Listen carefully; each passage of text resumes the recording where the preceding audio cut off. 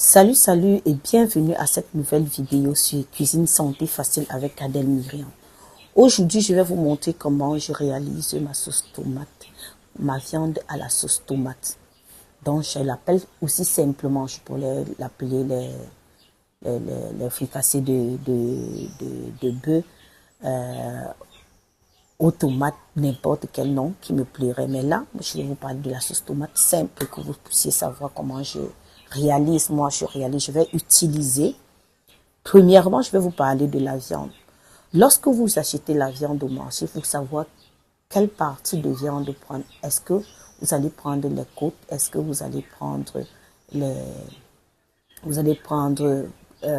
les cuisses? Est-ce que vous allez prendre... Il faut connaître les parties. Les bouchers connaissent tous comment on utilise les viandes pour réaliser. C'est pour, par exemple, une sauce tomate. C'est pour faire un bouillon. Si c'est pour une cuisson rapide, on va vous montrer les parties de viande à utiliser. Moi, j'ai pris les faux filets pour faire ma sauce tomate. Donc, c'est ça que j'ai pris.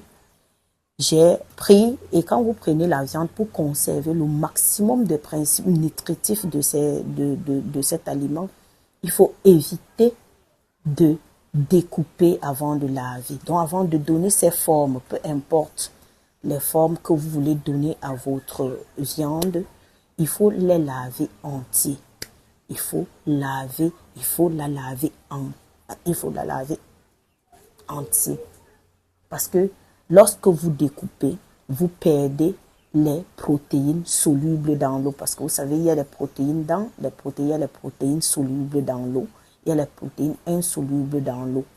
Et lorsque vous mettez votre viande dans de l'eau, vous perdez ces principes nutritifs. C'est justement pour cela qu'à la fin de votre cuisson, votre plat n'a pas souvent le goût. Il y a quelqu'un qui va te dire, j'ai mangé une sauce tomate avec de la viande, mais je ne parvenais pas, je ne ressentais pas le goût de la viande dans cette sauce.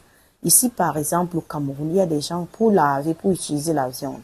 On va laver les morceaux de viande dans 2 bassines d'eau avant de commencer à utiliser. C'est une très mauvaise façon de procéder parce que là, vous perdez tous les principes nutritifs, tous les acides aminés nécessaires, tout ce qui peut apporter les vitamines, le fer, parce que en fait, vous les lavez.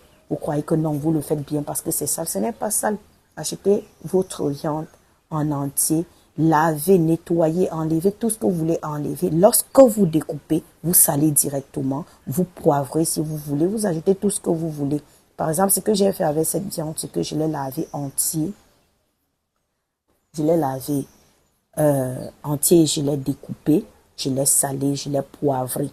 Je l'ai laissé, ça fait au moins 30 minutes que je l'ai fait avant. Parce que je le fais toujours avant pour maintenir, pour que l'assaisonnement, pour que la viande soit bien assaisonnée. Ça fait que lorsque vous mangez cette viande-là, vous allez sentir jusqu'au fond. Lorsque vous mâchez, vous sentez que c'est bien assaisonné. Mais si vous assaisonnez directement, mettez au feu, ça ne sera pas assaisonné ça ne sera pas bien assaisonné.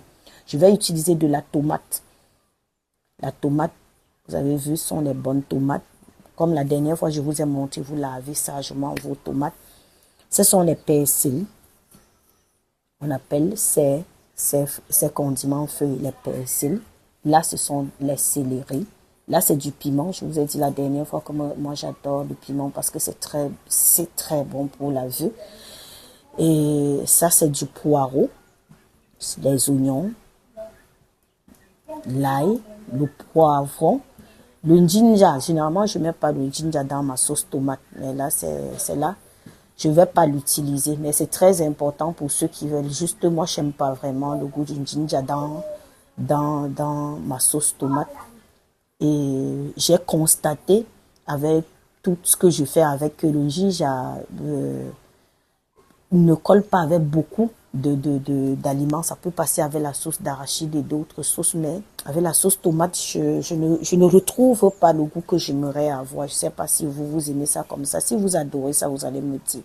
N'oubliez pas d'aimer, de partager, de vous abonner pour faire partie de tous ceux qui suivent tous ceux qui font partie de notre groupe Cuisine Santé Facile. Pour bénéficier de tous ces contenus, il faut partager pour que les autres puissent profiter de ces contenus. Je crois très important parce que c'est pas tout le monde qui sait cuisiner. Il y a des gens qui aimeraient bien faire des choses chez eux, mais du coup ne savent pas comment s'y prendre. Donc, ces condiments, je les utilise comment? Les tomates sont toujours en premier lieu. Je préfère souvent les râper ou bien les écraser à la pierre. Je peux les mixer si c'est pour au moins 10 personnes que je cuisine. Mais c'est pour 5 personnes, j'ai pas besoin de mixer. Je passe à la pierre pour avoir un goût un peu plus naturel. Je vais faire revenir les oignons pour quelques minutes. 1 minute, je vais verser la tomate. Et après, je vais laisser mijoter. Je vais laisser mijoter. Et je vais verser ma viande dessus. Ma viande dessus, je vais laisser le tout cuire. Je vais laisser jusqu'à quand je vais goûter. Quand la viande est vraiment cuite, c'est là où je vais mettre d'abord les poireaux à 10 minutes de la fin de la cuisson, puis le poivron. Enfin, je vais mettre l'ail à 2 minutes de la fin de la cuisson. Avant d'enlever, je mets à 2 minutes. Et sachez que l'ail, pour garder les propriétés de l'ail, il est très important de les écraser 10 à 15 minutes avant de les mettre. Ça veut dire vous les apprêtez, vous les passez à la pierre ou bien vous les émincez. Vous gardez après 15 minutes ou bien plus, vous pouvez mettre à la fin de la cuisson pour préserver les principes nutritifs que cela contient. Et les persils, vous allez dire, faire comment avec les persils et les céleri. Les persils, je les mets quand j'ai enlevé ma marmite du feu. Parce que ça donne un très bon parfum et ça conserve le maximum des principes nutritifs. Ça n'a pas besoin d'être cuit. Voilà pourquoi, généralement, quand je les utilise, je les effine, je les découpe. Elles sont franchement émincées, ces légumes. Si je les découpe finement pour que ça puisse passer, parce qu'il y a les gens qui n'aiment pas les gros morceaux. Je les fais toujours à la fin. C'est quand j'ai mis le poivron à 5 minutes que je vais commencer à émincer mes condiments verts, les persils et les céleri que je vais mettre quand j'aurai enlevé du feu. Dès que j'enlève ma marmite du feu, je verse et je couvre la marmite. Ça tend, j'enlève seulement pour servir. Donc là, c'était pour vous montrer comment, pour vous expliquer à peu près comment moi je réalise ma sauce tomate.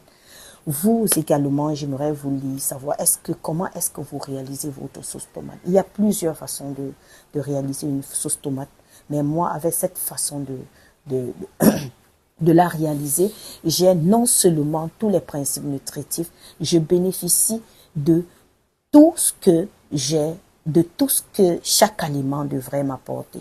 Et il y a une autre chose que vous devez savoir, c'est que lorsque vous cuisinez, pour ne pas perdre ces principes nutritifs, il faut soit vous diviser la quantité d'aliments ou bien de plats cuisinés, vous gardez s'il va falloir réchauffer, parce que si vous réchauffez déjà 2 fois, si vous avez mis de l'ail et toutes ces choses, ça n'a plus, vous perdez ces principes nutritifs.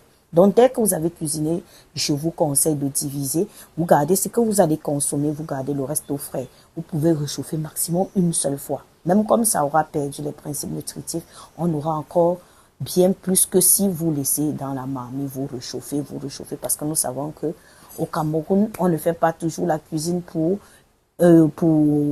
à chaque fois qu'on a envie de manger. On fait pour 2 fois pour toute une journée ou bien pour 2 jours. Donc, si vous voulez faire pour 2 jours, assurez-vous de conserver quelque part. Et si vous n'avez pas de frigo pour conserver, je vous conseillerais de garder, quand vous voulez réchauffer, faites la même chose. Prenez une quantité d'ail, si vous voulez, de persil, de céleri, ou bien uniquement ce que vous avez choisi de mettre, ces condiments qui se mettent à la fin et qui gardent pour qu'ils gardent leurs principes nutritifs, vous les remettez à la fin. Lorsque vous avez fini de réchauffer votre plat, vous les mettez à la fin. Généralement, j'accompagne ma sauce tomate à la viande, soit avec des pommes de terre bouillies à l'eau. Vous allez me dire, pourquoi je ne fais pas bouillir les pommes de terre, je ne fais pas frire les pommes de terre, parce qu'avec les ajouts de gras, moi, j'apprécie pas trop. On a déjà suffisamment de gras dans la sauce tomate.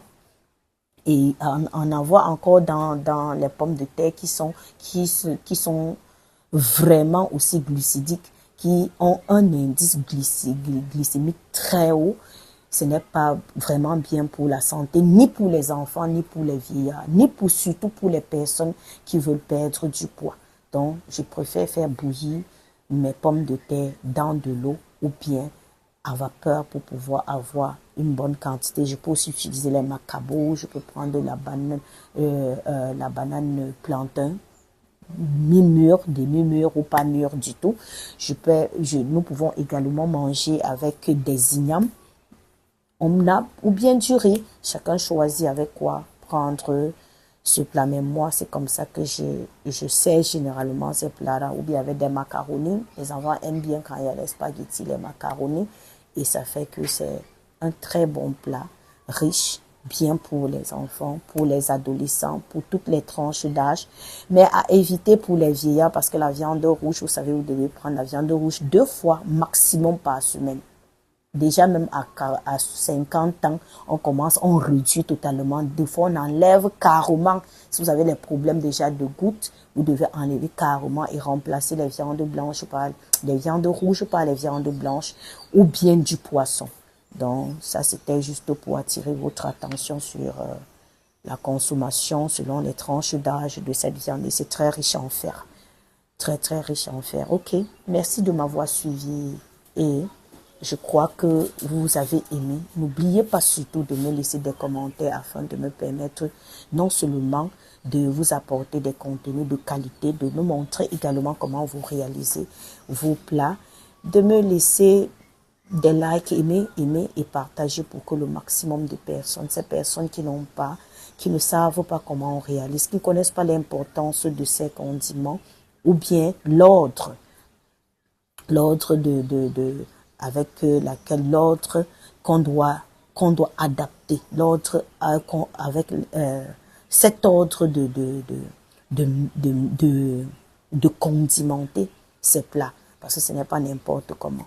Il faut connaître l'ordre avec laquelle il faut condimenter ces plats pour garder le maximum des principes nutritifs. Merci et à très vite pour une nouvelle vidéo.